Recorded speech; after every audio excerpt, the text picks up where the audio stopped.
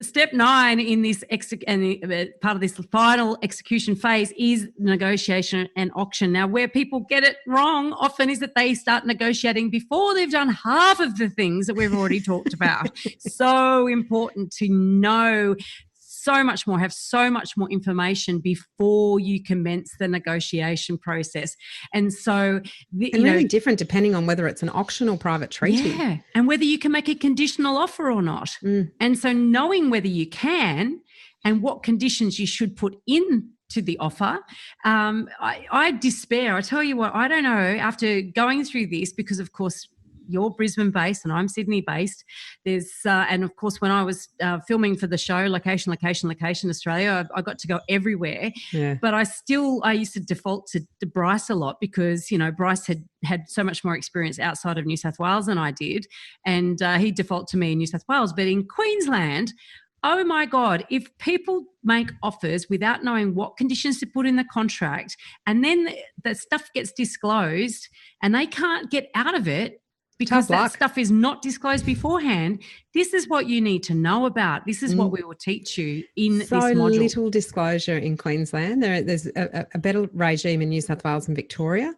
There are still things that sellers don't have to disclose and have to know what things to put on the contract, and that has to be part of the negotiation. It's no use, if you find a property that floods and you haven't done your due diligence before and you don't have a clause in there that allows for any sort of remedy if searches reveal any adverse findings, you're stuck with that property.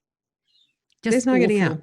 Yeah. Once it's unconditional, or if you haven't got a condition on there that allows you to terminate, you're done. So it's so important to have all of those steps in the lead up in the right order before you throw a price at an agent without any conditions that protect you. Because that agent wants to sell that property. At the end of the day, they are not to sell it. Going to tell you anything that they don't have to unless you specifically ask them. And if you don't know the questions to specifically ask them, you are not going to know until it's too late.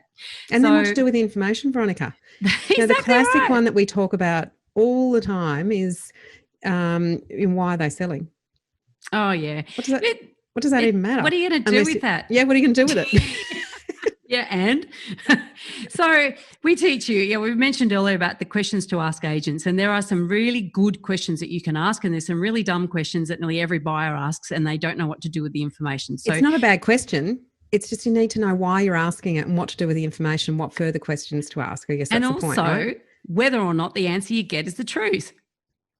Yeah, whether the agent knows the truth, because sometimes the seller keeps that information from the agent.